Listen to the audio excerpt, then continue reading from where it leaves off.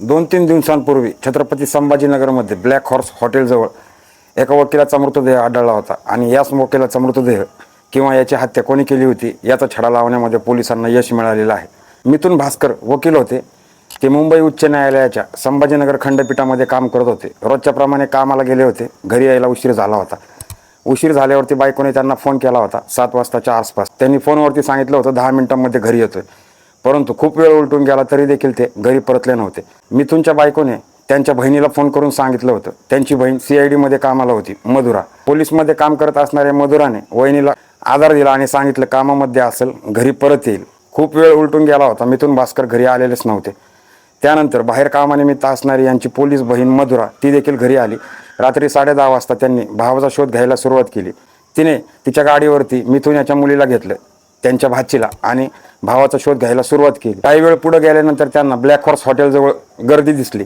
त्यांनी गर्दीला विचारलं काय झाले, तेव्हा गर्दीने सांगितलं की खून झालाय, परंतु भावाला शोधायचं होतं म्हणून या थांबल्या नाही, पुढे निघून गेल्या होत्या. काही वेळानंतर मिथुनच्या मित्राचा फोन मधुरा यांच्या फोनवरती आला. त्यांनी त्यांना भेटायला बोलवलं ब्लॅक हॉर्स हॉटेलजवळ आणि फोनवरती एवढं देखील सांगितलं की येताना एकटे या, कोणालाही काही सांगू नका. तेव्हा मात्र CID मध्ये पोलीसमध्ये काम करत असणाऱ्या मधुरांचा काळजाचा ठोका चुकला होता.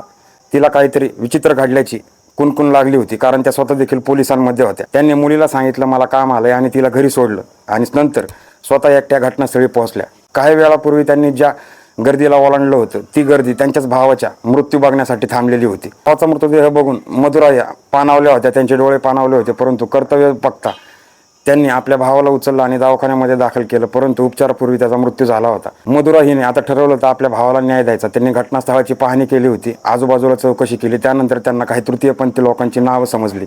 या सर्व घटनेच्या तपासानंतर 3 तृतीयपंथ्यांना ताब्यात घेतलं होतं. यातीलच एक तृतीयपंथी असणारा सादिक याच्याशी तिचा भाऊ असणारा मिथुन भास्कर याचा काहीतरी वाद झाला होता. मिथुन भास्कर त्या दिवशी कामावरून डायरेक्ट घरी जायचं याच्या आधी ते गंधरी चौकाकडे गेले होते आणि त्यांनी या तृतीयपंथ्याशी रेट ठरवायचं चालू केलं होतं. तृतीयपंथ्याची मागणी होती 500 रुपये आणि यांची मागणी होती 300 रुपये आणि याच मधल्या 200 रुपयाच्या घासाघीसमध्ये समोरचा असणारा तृतीयपंथी सादिक चिडला होता आणि वैतागलेल्या सादिकने अंगातला चाकू काढून मिथुन भास्कर यांच्यावरती वार केला होता. आपल्याकडून चूक झाली हे सादिक या तृतीयपंथ्याला समजलं होतं. त्यांनी मोठमोठ्याने आवाज देऊन टाळ्या वाजवून त्याच्या जोडीदारांना बोलवून घेतलं. मिथुन भास्कर आता वेदनेने ओरडत होते. त्यांनी यांचं तोंड दाबलं आणि त्यांना रस्त्याच्या कडेला येऊन टाकून दिलं होतं. पोलिसांनी आता या 3ही तृतीयपंथ्यांना ताब्यात घेतलेलं आहे, परंतु यामध्ये एक अशी माहिती मिळत आहे की ज्या सादिकने मिथुन भास्कर याच्यावरती हल्ला केला होता तो सादिक तृतीयपंथीच नाही. त्याच्या वैद्यकीय चाचणीची देखील पोलिसांनी सुरुवात केलेली आहे. या प्रकरणामुळे संभाजीनगरमध्ये सुरू असलेल्या तृतीयपंथीच्या गर्दी आणि लोकांना देणाऱ्या त्रासावरती